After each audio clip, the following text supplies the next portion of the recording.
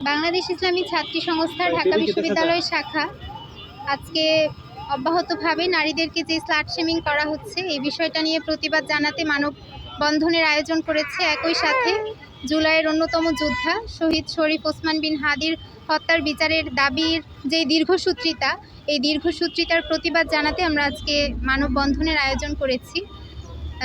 গত রাতেও আমরা ছাত্র সংসদের নারী প্রতিনিধি যারা আছি তারা কথা বলছিলাম এবং এক পর্যায়ে আমরা দেখতে পেলাম যে আমাদের একজন ছাত্রী প্রতিনিধি জান্নাতুল নুসরাত আদন, তাকে কিভাবে অত্যন্ত বিভৎসভাবে, অত্যন্ত কুরুচিপূর্ণভাবে স্লাট শেমিং করা হচ্ছে। বিভিন্ন নাম্বার থেকে ফোন দিয়ে, মেসেজ দিয়ে তাকে হুমকি দেয়া হচ্ছে।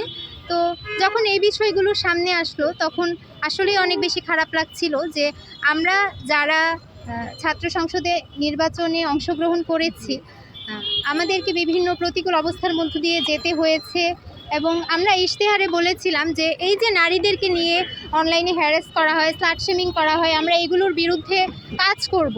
তো আমরা আমাদের ইশতেহার অনুযায়ী এগুলোর বিরুদ্ধে কাজ করে যাচ্ছি এবং এই যে আমাদের কিছু প্রতিকূলতা আছে এগুলোকে আমাদেরকে সামনে আসতে হচ্ছে এই কারণেই যে এই বিষয়গুলোর বিরুদ্ধে আমাদেরকে কাজ করতে হবে, জনসচেতনতা তৈরি করতে হবে এবং এই স্লাট শেমিং, এই হ্যারাসমেন্ট যেন বন্ধ হয় সেজন্য আমরা আজকে একত্রিত হয়েছি।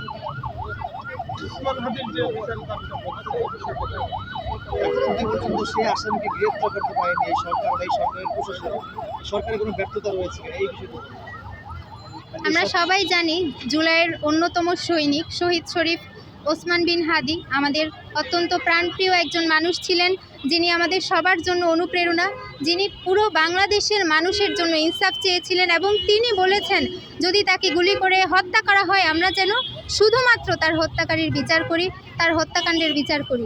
কিন্তু আমরা অত্যন্ত দুঃখ ভারাক্রান্তভাবে লক্ষ্য করছি যে তার একমাত্র চাওয়াটাকেই আমরা পাওয়ায় রূপান্তরিত করতে পারছি না।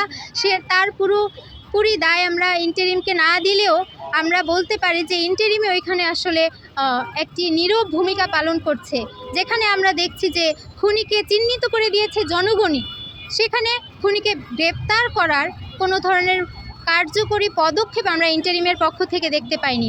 আমরা জানি খুনি যদি দেশের বাইরে থাকে তাহলে ইন্টারপোলের মাধ্যমে তাকে গ্রেপ্তার করার একটা নির্দেশনা রয়েছে, কিন্তু সেই ধরনের কোনো পদক্ষেপ আমরা এখনও পর্যন্ত ইন্টারিমের পক্ষ থেকে দেখতে পাইনি। সুতরাং আমরা বলতে চাই যে খুনের সাথে ইন্টারিম হয়তো বা জড়িত না, কিন্তু ইন্টারিমের যে আচরণ, সেই আচরণে মনে হচ্ছে তারা আসলে অপরাধীদেরকে স্পেস দেওয়ার চেষ্টা করছে বা তারা এই বিচারিক প্রক্রিয়াটাকে পিছিয়ে দেওয়ার চেষ্টা করছে, যেটার প্রতিবাদেই আমরা আজকে এখানে একত্রিত হয়েছি।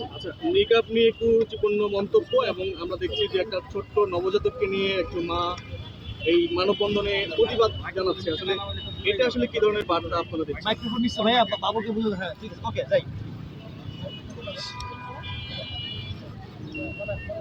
গতকাল যখন বিষয়টা দেখলাম যে বিএনপির একজন নেতা নিকাব নিয়ে একটি কুরুচিপূর্ণ মন্তব্য করেছে, তখন তার এই মন্তব্যের কারণে বাংলাদেশের প্রত্যেকটি মুসলিম নারী তাদের ধর্মীয় অনুভূতিতে আঘাত পেয়েছে এবং আমি আমার জায়গা থেকে এর প্রতিবাদ জানাতে সামনে এসেছি।